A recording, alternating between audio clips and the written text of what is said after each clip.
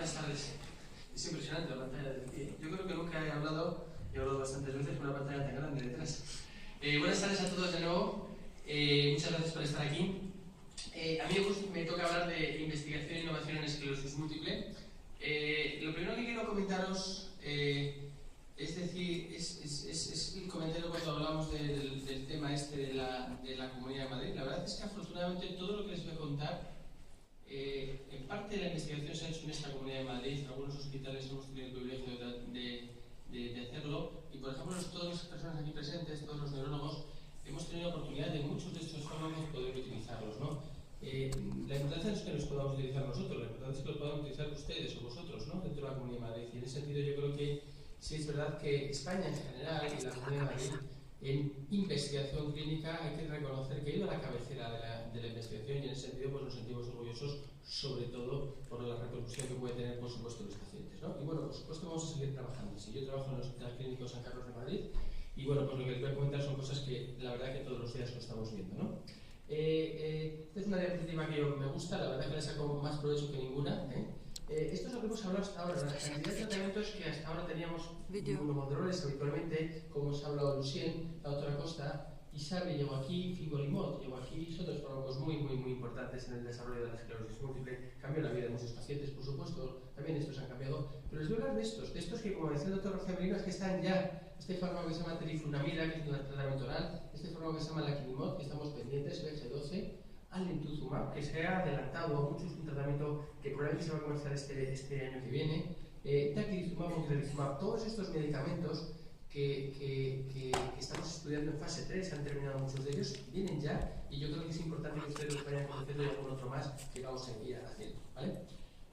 Lo he dicho muy bien, y por supuesto no voy a parar aquí. Es verdad que los tratamientos que tenemos hasta ahora en muchos pacientes funcionan, y funcionan muy bien, en otros no. Es decir, pero insisto, en muchos pacientes funcionan, y funcionan muy bien, en otros no. Y además han ido innovando, ¿no? Es decir, ya sabéis que los autoinyectores, por ejemplo este autoinyector inyectable, el Revesmar, o por ejemplo Copaxone, sabéis que es el medicamento que se pone todos los días subcutáneo, están intentando sacar dosis de 3 veces a la semana. Y así, uno tras otro, para a lo mejor a estas personas que les va bien, por supuesto, la innovación y el futuro serán estos nuevos fármacos, a lo mejor modificados y mejorados, ¿no? Pero no me toca hablar de esto, me toca hablar de fármacos nuevos.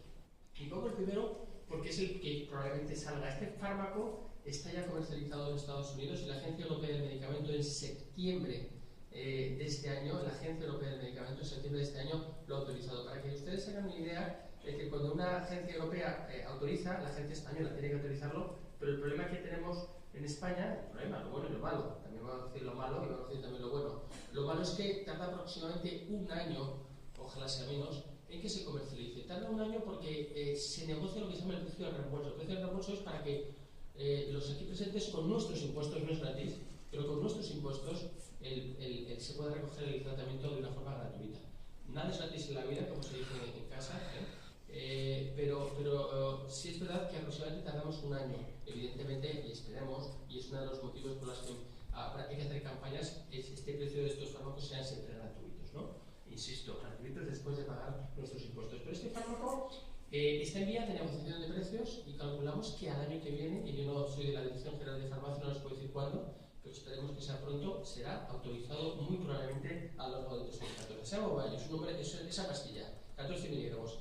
El desarrollo de estos fármacos son tremendos. ¿Por qué salen tan caros estos medicamentos? Por esto, no voy a entrar aquí en esto, porque se han hecho estudios previos, se han hecho dos grandes estudios que se llaman, como verán, Tenso y Tower. ¿Qué es eso de Tenso y Tower? Son dos fármacos en los cuales a unos pacientes les daba este tratamiento que se llama teriflunomida, y a otros enfermos se les daba placebo. Hemos participado en alguno de ellos, ¿no? También este fármaco ha hecho este ensayo clínico que se llama Tenere, comparándolo con un interferón, a ver cuál era más eficaz. O ha hecho también este estudio comparándolo con un solo brote, y ver si realmente después de un solo brote este fármaco iba bien. O incluso algo tan importante que está en vías de desarrollo como tratamiento de esclerosis múltiple en niños. ¿Qué pasa a estos chavales que tenemos con 14, 15 años? No es muy frecuente. Y estamos desarrollando este tipo de ensayos. Es un fármaco, evidentemente, que se llama teriflunomida. El nombre comercial será Auvallo, como he puesto antes. Auvallo, nombre a principio costado, pero bueno, a mí no me desagrada, la verdad, Mirad, esto es como se desarrollan los ensayos clínicos. Los ensayos clínicos se desarrollan así. A unas personas se les da placebo, a otros se les da una o dos dosis diferentes. Y se ve los objetivos primarios, quién va mejor, si el placebo o el tratamiento. Y así, esto es un ejemplo de cómo se desarrollan los ensayos clínicos. Y estos son los resultados que vais a ver siempre. Tenso es un primer estudio y Tower es un segundo estudio. Este participó España, en los cuales se ve que se reduce la tasa de brotes en un 36%. Estas gráficas que veis ahí, para entender, y perdonad que sean en inglés, pero las tenemos muy asimiladas así, el 36% de las personas con dosis de 14 miligramos, que por cierto será la que se comercialice, reducen la tasa de brotes. Es decir, son cifras moderadas, pero buenas, y en un fármaco que evidentemente va a ser oral. Y además, una cosa tan importante como es la discapacidad, lo que más nos importa a los pacientes es que no se nos discapaciten. Es decir, se reduce tanto en un estudio como en otro, en este en un 31%. Hay un 31% de disminución de la discapacidad utilizando ese fármaco a no utilizarlo. Estos son los resultados de este estudio.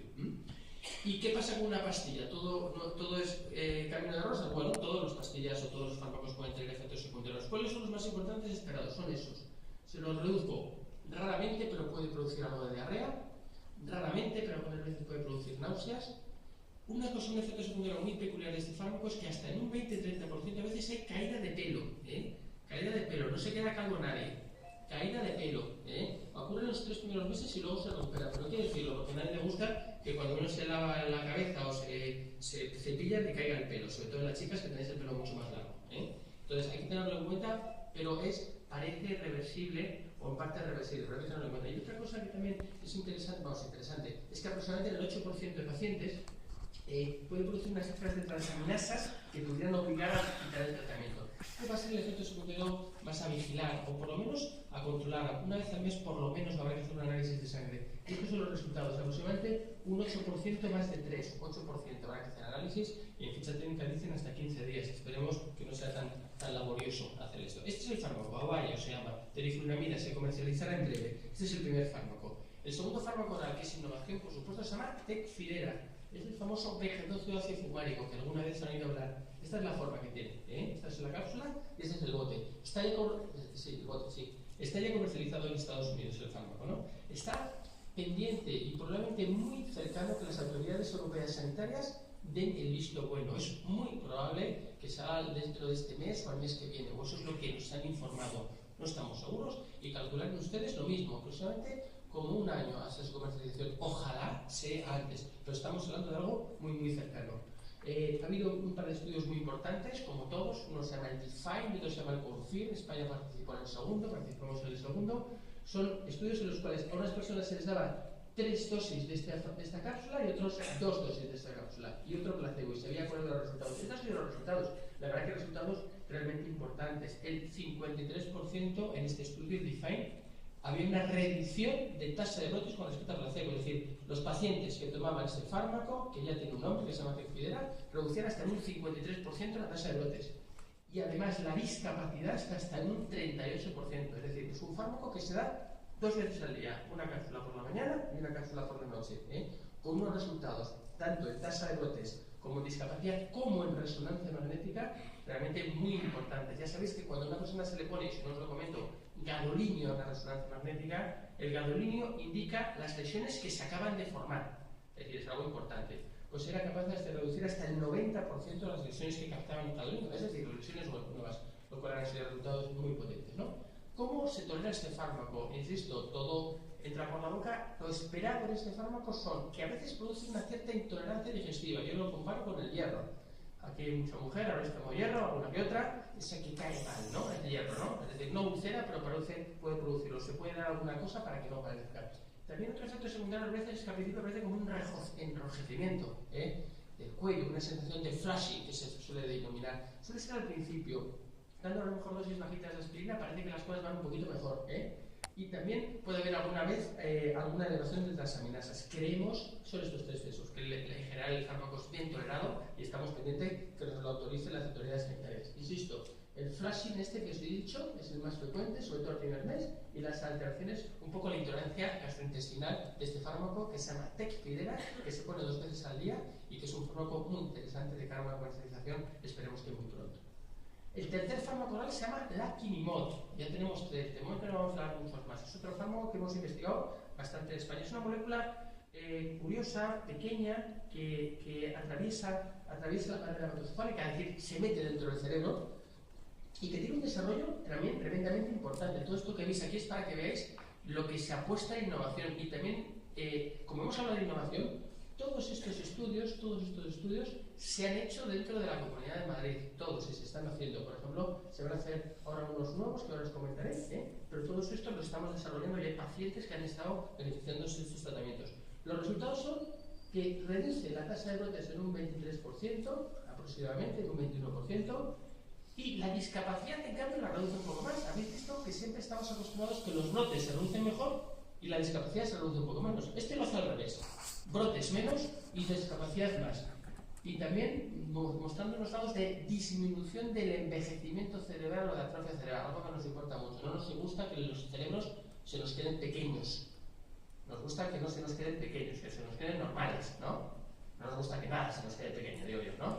Y el cerebro tampoco, y entonces hay que luchar por ello. Y parece que este fármaco tiene unas buenas perspectivas en que hace una menor disminución de atrofia cerebral, porque a veces esto sucede, ¿no? Y en general la tolerancia es muy buena, se da una vez al día, dosis de 0,6. Produce poquísimos efectos secundarios. Yo que soy un clínico, yo creo que una cosa que produce pocos efectos secundarios a veces dicen, no, joder, a ver si no va a ser tan bueno. De por sí se está probando doble dosis, un fármaco, 2 ensayos clínicos, que en vez de con 0,6, con 1,2, porque creemos que a lo mejor es más eficaz y a lo mejor se sigue tolerando mejor. Y son estos los estudios que estamos empezando con ellos. El concierto, con dosis de 1,2, y el libreto, que fijaros, cuyo objetivo primario es la discapacidad, ni brotes ni historias. Discapacidad y atrofia cerebral, están en marcha, innovación. Y estos son los 3 fármacos orales. Ahora vienen fármacos también tremendamente interesantes, esos que llamamos anticuerpos monoclonales. Ya hemos hablado de uno que es muy importante, que se llama Tisabria. Anticuerpo monoclonal es una sustancia que se hace desde fuera y que va justamente como si fuera un misil contra otra sustancia que creemos que es nociva. Y esto es un anticuerpo monoclonal.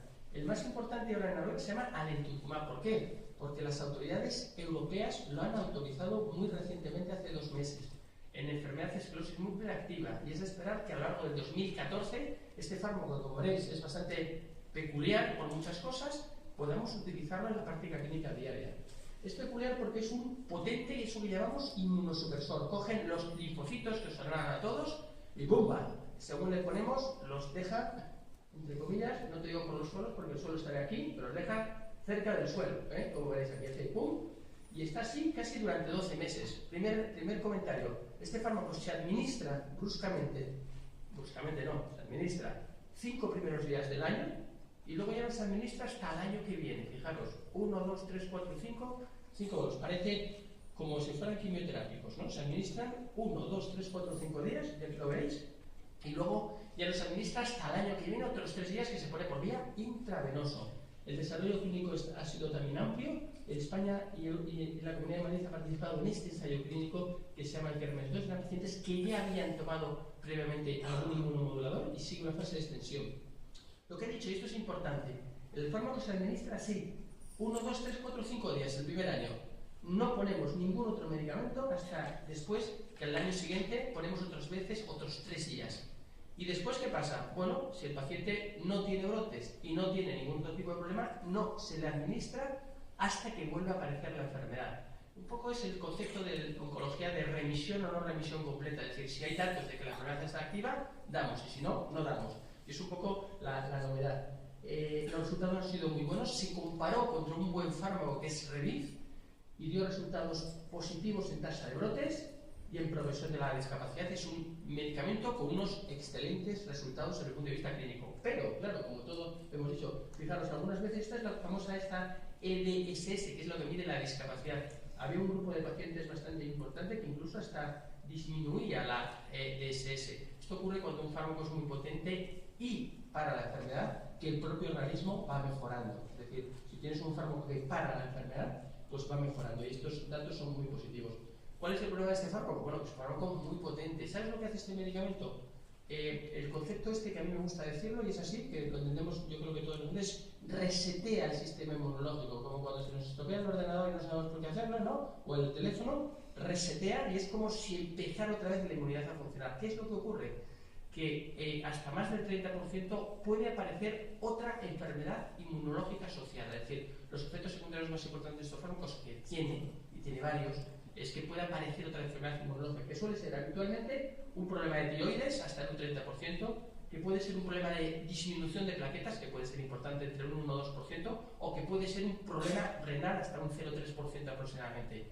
Puede haber alteraciones de la perfusión, es decir, alteraciones de la perfusión. Luego, es un fármaco no fácil de manejar y que puede tener unos efectos secundarios en los cuales hay que monitorizar una vez al mes, por ejemplo, análisis de plaquetas, análisis de orina y cada 3 meses análisis de tiroides. Es decir, es un medicamento muy seleccionado para un grupo de pacientes especiales y, por qué no decirlo, manejarlo en centros que tengan experiencia y que tengan buenas unidades, como por ejemplo las aquí presentes, ¿no? El primer fármaco se va a llamar Lentrada, tiene ese nombre, y es el prototipo máximo de que es bastante muy eficaz, pero también tiene efectos secundarios, por lo cual es fundamental monitorizar correctamente el tratamiento, ¿de acuerdo? Lentrada es el nombre comercial y estará para todos nosotros que tengan una buena indicación el año que viene muy probablemente, ¿vale? Y quedan 2 o 3 fármacos por comentar. Hay uno que se llama Daclizumab, otro misil, anticuerpo monoclonal, ante una sustancia especial. Tiene un mecanismo curioso y es que se administra cada 4 semanas subcutáneo, es decir, bueno, es relativamente cómodo. Una vez al mes esto se administra subcutáneo.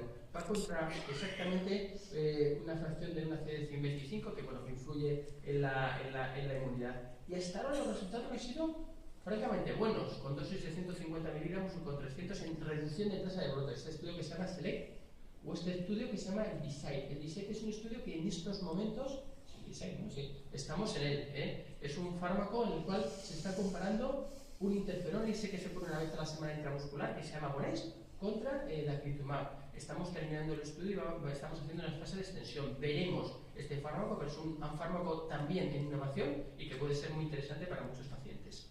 Y casi terminamos con otros 2 fármacos, que a mí siempre he dicho que me gusta bastante, que se llama Ocrelizumab, otro nombre raro, que es un anticuerpo raro monoclonal contra una sustancia que es un linfocito, se llama el CD20. Bueno, me dirán ustedes, bueno, es así. Pero tiene la ventaja que es un medicamento que se administra cada 6 meses intravenoso. Es decir, tú vas al hospital, te ponen el medicamento 6 meses y vas al hospital y a los 6 meses. A veces en una sola dosis, o a veces, como por ejemplo en un ensayo clínico, en 2 dosis. Pero te lo ponen cada 6 meses y luego en medio te olvidas. Los resultados iniciales en estudios en fase 2, que son previos a un estudio más potente en fase 3, han sido excelentes en tasa de brotes. Y ahora mismo hay 2 grandes estudios con Ocrelizumab, que este va más retrasado. Uno, en enfermedad en brotes contra Revit, que acaba de empezar hace muy poquito tiempo, y otro en el cual tenemos, ojalá, muchas esperanzas, en formas primariamente progresivas. Hemos estado hablando de enfermedad en brotes, haré unos comentarios después. Este estudio se está haciendo un estudio en formas primariamente progresivas. Lo estamos haciendo en varios hospitales. Llevamos aproximadamente un par de años, no tenemos resultados y ojalá funcione. Hay otro fármaco que está haciendo un gran estudio en primarias progresivas, que es Fingolimod, Gilenya, cuyo cual no tenemos resultados aún todavía. Y hay 2 fármacos en estos momentos en las famosas fases secundarias progresivas, que ya sabéis que es después de brotes empieza a progresar. Uno con Natalizumab, con Tisab, y otro con un fármaco, digamos, una innovación de Fingolimod que se llama Siponimod. Son estudios que están en investigación, pero que ojalá puedan dar beneficios. Hay otro fármaco que se llama Ofatumumab, que es otro medicamento interesante, que es otro monoclonal en fase 2. Hay otro medicamento que en estos momentos que es otra molécula, que es una interleuquina 17, que se llama Secukinumab, que también estamos empleando, otro estudio en fase 2. Y tal vez el último comentario para que veáis un poco de innovación es ese otro medicamento que se llama Antilingo, que es un medicamento que se pone por vía intravenosa, que estamos empezando a utilizar este medicamento en fase muy preliminar, buscando dosis que incluso en modelos animales podía producir ciertos efectos remielinizantes, esas cosas que nos gustan, oye, remielinizantes. Es un estudio 2A iniciándose, pero todo esto se está haciendo y todo esto, la verdad que lo estamos haciendo dentro de la Comunidad de Madrid. Bueno, ¿cuál será el futuro? El futuro es esto que hablamos de siempre de biomarcadores, es decir, encontrar cada vez mejor, si hace falta un médico luego, por favor, encontrar cada vez mejor qué paciente se puede beneficiar de un tratamiento y sobre todo, como antes ha comentado también la doctora Costa, qué pacientes incluso pueden evitar efectos secundarios.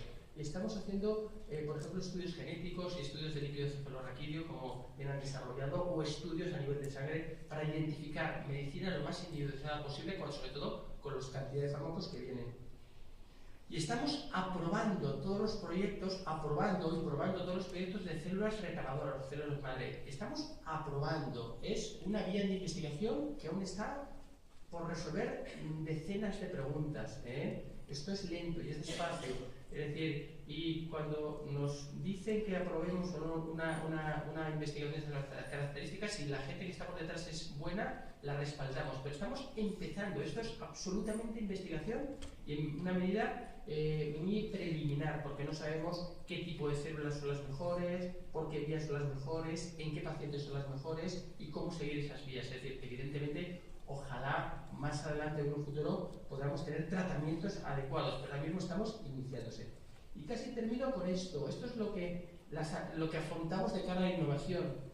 Mejor control de los pacientes con esclerosis múltiple recurrente remitentes. Como veréis, aparecen de aquí a muy poquito tiempo 2 fármacos orales, otro fármaco intravenoso y probablemente 2 o 3 fármacos en muy poquito tiempo para formas en brotes.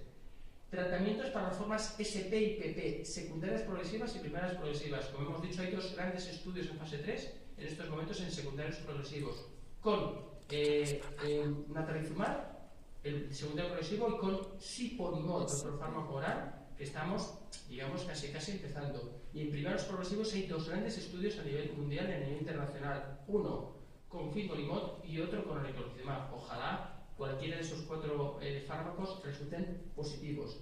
Terapias neuroregeneradoras que estamos iniciándolas, ¿no? Por supuesto, trato personalizado cada vez mayor, tiempo para los pacientes, verdades científicas, que nadie le cuenten a ustedes, por favor, milongas, Es decir, tenemos las limitaciones que tenemos. Yo creo que estamos avanzando, pero lógicamente tenemos las limitaciones y no estaríamos aquí, ¿no? Y por supuesto tenemos que intentar favorecer vuestras preguntas. Bueno, este es el futuro bastante inmediato, pero como veréis hay otras muchas cosas. Vendrá pronto terizumab ovario, vendrá pronto de entrada. Creemos que vendrá pronto este medicamento fumarato que se llama Tecfidera.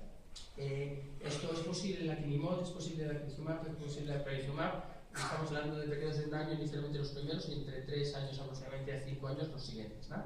Y bueno, esto es el futuro. Yo creo que es un futuro esperanzador para todos ustedes. Y yo, por supuesto, quiero dar las gracias al equipo que siempre está aquí parte del equipo que está ahí, las vemos ahí. Y me diréis que tenemos que renovar la foto, la renovaremos este año, os lo aseguro, os lo prometo. Y aquí está pues todo el equipo de coordinadores, de personas que han estado colaborando con nosotros, biólogos, enfermeras, etcétera, que son las que realmente llevan gran peso de esta investigación. Muchísimas gracias.